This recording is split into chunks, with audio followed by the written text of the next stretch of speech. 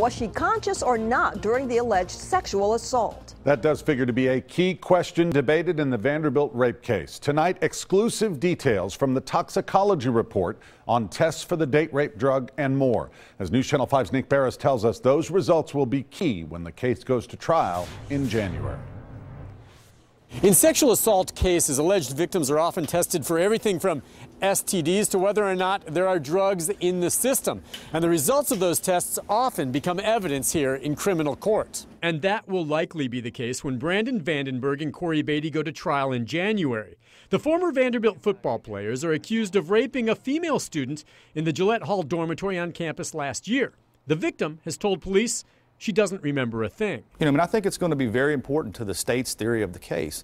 News Channel 5 legal analyst Nick Leonardo says prosecutors will likely want to prove the suspects took advantage of a completely helpless victim. Why is it important to prove whether or not she was conscious? An individual who is unconscious has the inability to consent to any sort of activity whatsoever. The DA won't comment, but one possible theory is that she was doped with a date rape drug. A toxicology test may show as to whether or not the victim had any sort of drugs in her system that were administered by a third party without her knowledge.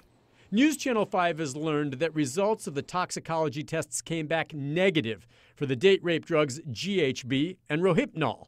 Does that mean the defense will argue the victim was conscious and possibly consented? Perhaps, but remember, she did tell police she drank heavily that night. Alcohol would be more than enough. If you consume enough of it, obviously, you could find yourself unconscious. Toxicology tests are one thing, but there is also video evidence in this case, and I'm told that it will be obvious to jurors when they see it as to whether or not this alleged victim was conscious or unconscious at the time of the attack. In downtown Nashville, Nick Barris, News Channel 5 HD.